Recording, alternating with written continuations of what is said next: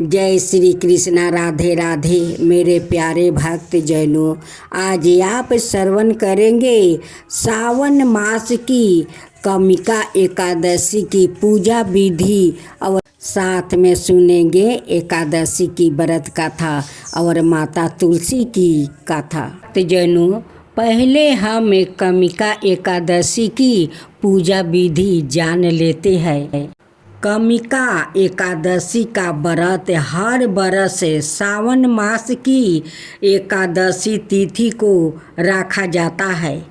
धार्मिक मान्यताओं के अनुसार जो भक्त श्रद्धापूर्वक इस व्रत का पालन करते हैं उन्हें जीवन के समस्त कष्टों से मुक्ति मिलती है और भगवान विष्णु की विशेष कृपा प्राप्ति होती है। चौकी एकादशी का व्रत भगवान विष्णु को अत्यंत प्रिय है, इसलिए इस दिन का विशेष महत्व होता है।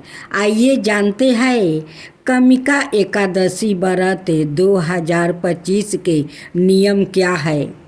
हिंदू धर्म में एकादशी तिथि को अत्यंत पवित्र माना गया है और श्रावण मास में आने वाली कामिका एकादशी का विशेष धार्मिक महत्व होता है।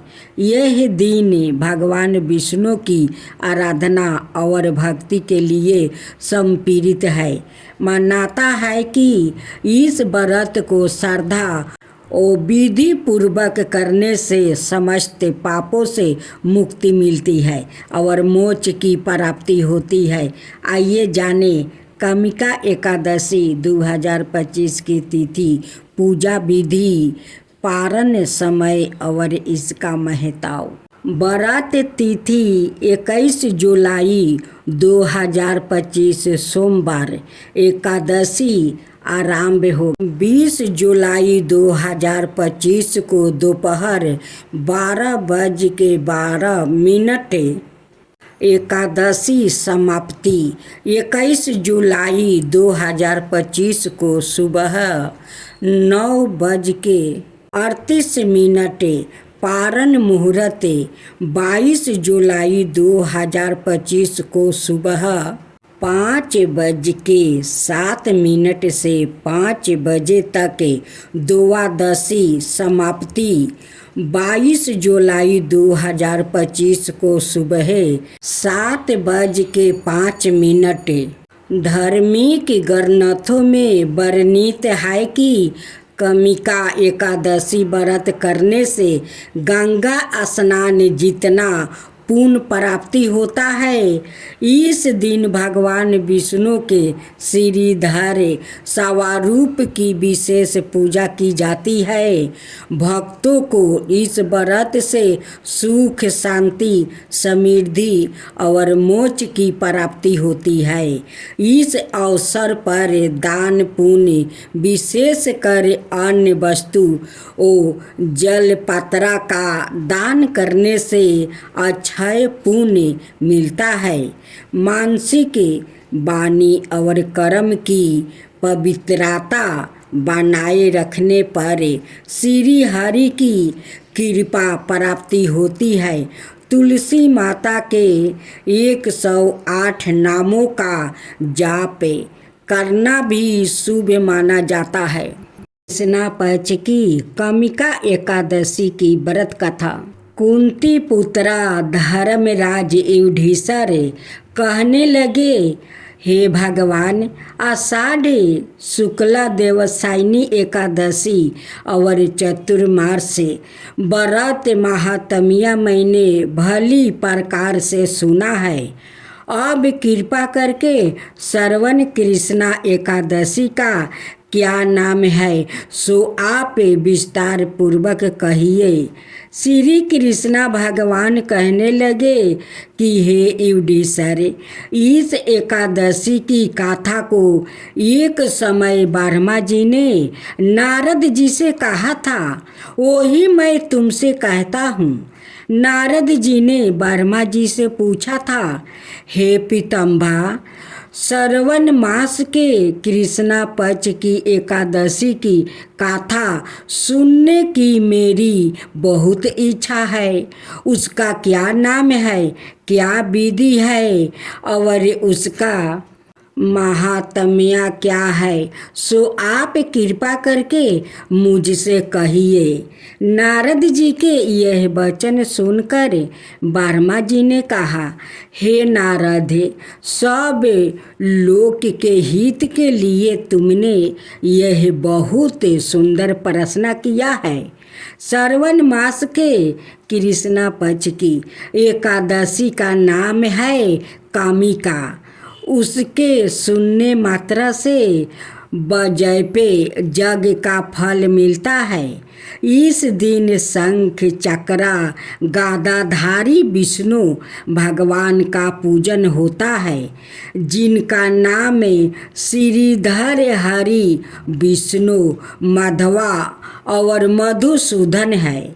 उनकी पूजा करने से जो फल होता है सो सुनो। जो फल गंगा, काशी, नैमी, शरणाये और पुष्कर स्नान का नहीं होता, वो विष्णु भगवान के पूजन से मिलता है। जो फल सूर्य और चंद्र ग्रहण पर कुरुक्षेत्र और काशी में स्नान करने से, वन सहित पृथ्वी का दान करने से, सिंह राशि के बृहस्पति में, गोदावरी और गंदगी नदी में स्नान करने से भी प्राप्ति नहीं होता, वो भगवान विष्णु के पूजन से मिलता है। जो मनुष्य श्रवण में भगवान का पूजन करते हैं, उनसे देवता, गंधर्व और सूर्य आदि सब पूजित हो जाते हैं और पापों से डरने वाले मनुष्य को कामिका एकादशी का व्रत और विष्णु भगवान का पूजन अवश्य करना चाहिए। पाप रूपी कीचड़ में फंसे हुए और संसार रूपी समुद्र में डूबे हुए मनुष्यों को कामिका एकादशी का व्रत और विष्णु भगवान का पूजन अवश्य करना चाहिए। इससे बढ़कर पापों के नाश का कोई और उपाय नहीं है। हे नारद, सवाए भगवान ने यही कहा है कि कामिका व्रत से जीव किरियोनी को प्राप्त नहीं होता। जो मनुष्य इस एकादशी को भक्ति पूर्वक तुलसी दल भगवान को अर्पण करते हैं, वो इस संसार में पापों से दूर ही रहते हैं। श्री विष्णु भगवान रतन, मोती, मणि और आभूषण आदि से इतने प्रसन्न नहीं होते जितने तुलसी दल से। तुलसी दल पूजन का फल 4 भार चांदी और 1 भार सौरन के दान के बराबर है। हे नारद, मैं सवाए भगवान की अति प्रिया तुलसी को सदाए नमस्कार करता हूँ। तुलसी के वृक्षों को सींचने से मनुष्य की सब यातनाएं नष्ट हो जाती है। दर्शन मात्रा से सब पाप नष्ट हो जाते हैं और स्पर्श से मनुष्य पवित्र हो जाता है। कामिका एकादशी की रात्रि को दीपदान और जागरण के फल का महात्म्य चित्रगुप्त भी नहीं कर सकते। जो इस एकादशी की रात्रि को भगवान के मंदिर में दीपक जलाते हैं, उनके पितरों स्वर्गलोक में अमृत पान करते है और जो घी या तेल का दीपक जलाते हैं वो 100 करोड़ दीपकों से प्रकाशित होकर सूर्यालोक को जाते हैं। ब्रह्मा जी कहते हैं कि हे नारद, ब्रह्म हत्या और भूर्ण हत्या आदि पापों को नष्ट करने वाली इस कामिका एकादशी का व्रत मनुष्य को यत्न के साथ करना चाहिए। कामिका एकादशी के व्रत के महात्म्य को श्रद्धा से पढ़ने या सुनने वाला मनुष्य सब पापों से छूटकर विष्णु लोक को जाते हैं। तब बोलो विष्णु भगवान की जय, विष्णु भगवान की जय। कथा अनुसार एक परिवार में ननद भाभी रहती थी। ननद अभी कुंवारी थी। वो तुलसी की बड़ी सेवा करती थी, पर भाभी को यह सब फूटी आंखें नहीं सुहाता था। कभी कभी तो वो गुस्से में कहती कि जब तेरा विवाह होगा तो तुलसी ही खाने को दूंगी और तुलसी ही तेरे दहेज में दूंगी। यथा समय जब ननद की शादी हुई तो उसकी भाभी ने बारातियों के सामने तुलसी का गमला फोड़कर रख दिया। भगवान की कृपा से वो गमला स्वादिष्ट भोजन में बदल गया। गहनों के बदले भाभी ने ननद को तुलसी की मंजीरी पहना दिया तो वो सोने के आभूषण में बदल गई। वस्तुओं के स्थान पर तुलसी का जनेऊ रख दिया तो वो रेशमी वस्तु में बदल गया। ससुराल में उसके दहेज आदि के बारे में बहुत बड़ाई हुई। इस पर भाभी को बड़ा आश्चर्य हुआ और तुलसी जी की पूजा का महत्व उसकी समझ में आ गया। भाभी की एक लड़की थी। वो अपनी लड़की से कहती कि तू भी तुलसी की सेवा किया कर, तुझे भी फुआ की तरह फल मिलेगा। पर लड़की का मन तुलसी की सेवा में नहीं लगता था। लड़की के विवाह का समय आया तो भाभी ने सोचा जैसे व्यवहार मैंने अपनी ननद से किया उसी के कारण उसे इतनी इज्जत मिली, क्यों ना मैं अपनी लड़की के साथ भी वैसा ही व्यवहार करूं। उसने तुलसी का गमला फोड़कर बारातियों के सामने रख दिया, परंतु इस बार मीठी मीठी ही रह गई। मंजीरी ओ पते भी अपने पूर्व रूप में ही रह गया और जनेऊ जनेऊ ही रह गया। सभी बाराती भाभी की बुराई करने लगी।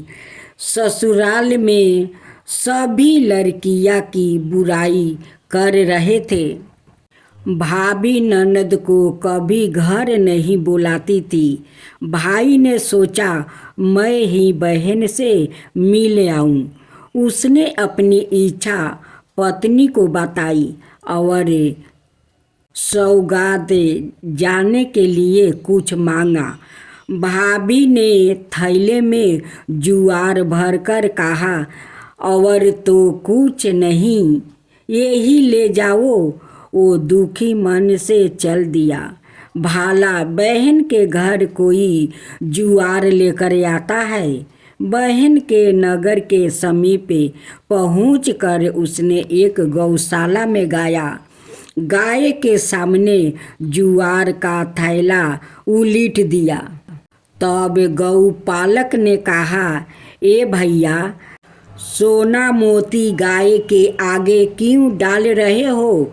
भाई ने उसको सारी बात बता दिया और सोना मोती लेकर प्रसन्न मन से बहन के घर गया। बहन बड़ी प्रसन्न हुई। कथा की लोक प्रिया यह है कि तुलसी माता को जो भी कोई श्रद्धा भाव से उनकी पूजा करे, तुलसी माता उन पर प्रसन्न हो जाती है और अपना भक्तों को दुख तकलीफ वो अपना लेती है। तब बोलो तुलसी माता की जय, तुलसी माता की। अब आप श्रवण करेंगे इगारस माता की नई कथा। पुराने समय की बात है। एक नगर में राजा अमर सिंह नाम का एक धर्मनिष्ठा और अन्याय प्रिय राजा राज करता था। उसकी रानी मलिका अत्यंत सुंदर, बुद्धिमती और धर्मपरायण थी। वो दोनों संतान सुख से वंचित थे। रानी नृत्य देवी देवताओं की पूजा करती, परंतु संतान की प्राप्ति नहीं होती। एक दिन रानी ने नगर में हो रहे एक व्रत की कथा सुनी। इगारस माता व्रत की मलिका महिलाओं ने बताया कि यह व्रत कार्तिक शुक्ला एकादशी को किया जाता है, जिसमें व्रती पूरे दिन जल फल पर रहकर माता की पूजा करती है और रात्रि को माता की कथा सुनती है। यह व्रत संतान सुख, विवाहिक सुख और दरिद्रता से मुक्ति मिलने वाला। रानी ने पूरी श्रद्धा से व्रत किया, इगारस माता की पूजा की और सच्चे मन से संतान की प्रार्थना की। कुछ महीनों बाद रानी ने एक तेजस्वी पुत्र को जन्म दिया, जिसका नाम उन्होंने धर्मसेन रखा। बच्चा जैसे जैसे बड़ा हुआ, वो राज्य कार्यों में निपुण, माता पिता का आज्ञाकारी और प्रजा का प्रिय बन गया।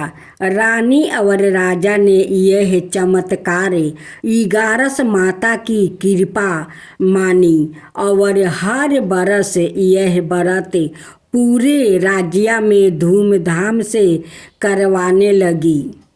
इगारस माता की कृपा से उस राज्य में कभी अकाल, बीमारियाँ या दुख नहीं आया। सभी लोग सुख, स्वास्थ्य और संतोष जीवन जीने लगा।